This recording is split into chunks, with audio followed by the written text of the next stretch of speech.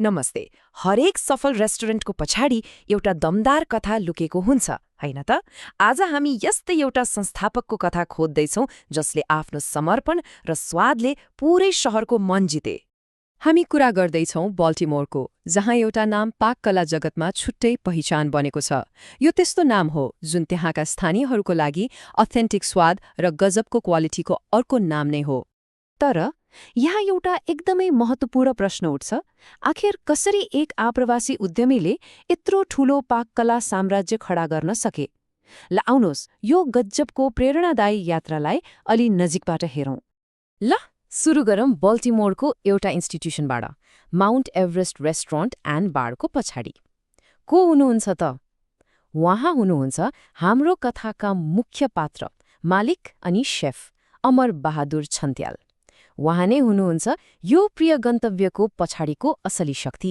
उहाँको सफलता रातारात भएको चमत्कार चाहिँ होइन रहे। सोच्नुस् त, हस्पिटालिटी इन्डस्ट्रीमा 3 दशक मतलब 30 वर्षभन्दा बढीको ह्यान्ड्स अन अनुभव, यो अनुभवले नै शेफ अम्मरलाई आफ्नो काममा एक साँचो एक्सपर्ट बनाएको हो। त्यसो भए यो संस्थापकको यात्रा कहाँबाट सुरु भयो त? आउनुहोस् अलिकति पछाडि फर्केर हेरौँ। साल थियो 1996। यही सालमा शेफ अम्मर अमेरिका आइपुग्नुभयो र यहीँबाट सुरु भयो उहाँको अमेरिकन ड्रिम। तर यो खाली देश परिवर्तन मात्रै थिएन, यो त एउटा बिल्कुलै नयाँ व्यावसायिक यात्राको सुरुवात थियो। तर उहाँले अमेरिका पुग्ने बित्तिकै हतारमा रेस्टुरेन्ट खोल्नु भएन। त्यसो गर्नु भएन। बरु उहाँले आफ्नो कलालाई अझ तिखार्न अनि बिजनेसको हरेक सानो ठूलो कुरा सिक्नमा आफूलाई लगाउनुभयो। लगभग 4 वर्षसम्म त उहाँले भारतीय रेस्टुरेन्टहरूमा भान्सादेखि लिएर म्यानेजमेन्टसम्म सबै कुराको गहन तालिम लिनुभयो। अब यति धेरै अनुभव र तालिमपछि एउटा ठूलो साहसी कदम चाल्ने बेला आएको थियो। हो, यो त्यही क्षण थियो जब उहाँको सपनाले साँच्चीकै वास्तविकताको रूप लिँदै थियो। र त्यो कदम चालियो सन् 2000मा। यो एउटा टर्निङ पोइन्ट थियो। त्यही वर्ष शेफ अम्मरले आफ्नो पहिलो रेस्टुरेन्ट खोल्नुभयो र यसरी पाककला जगतमा एउटा नयाँ अध्यायको सुरुवात भयो।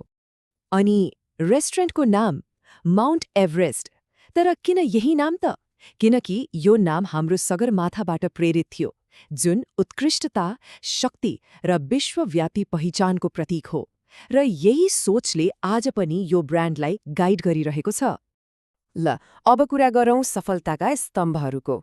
आखिर के हो त यो रेस्टुरेन्टको 2 दशकभन्दा लामो सफलताको रहस्य? कुन सिद्धान्तमा टिकेको छ यो सफलता? आउनुहोस् हेरौँ। उहाँको सफलताको पहिलो र सबैभन्दा महत्त्वपूर्ण पिलर हो उहाँको खाना बनाउने फिलोसफी। यो 3वटा कुरामा एकदमै फोकस छ। पहिलो स्वास्थ्य, दोस्रो अथेन्टिक स्वाद र तेस्रो नवीनता माने इनोभेसन। यसको मतलब के हो भने परम्परालाई पनि जोगाउने तर ताजा सामग्री र नयाँ टेक्निकहरू पनि अपनाउने। अनि दोस्रो स्तम्भ त्यो हो परिवार। साँच्चै भन्नुपर्दा परिवार नै यो व्यवसायको जग हो। शेफ अम्मरकी श्रीमती त सुरुदेखि नै दिनहुँको काममा खटिनु भएको छ। अनि अहिले त उहाँहरूका दुवै छोरीहरूले पनि म्यानेजमेन्ट र सर्भिसमा सक्रिय भएर सघाइरहेका छन्।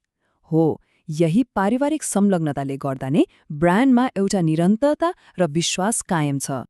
ल यो फिलोसफी व्यवहारमा कस्तो देखिन्छ त? एउटा उदाहरण हेरौँ न है।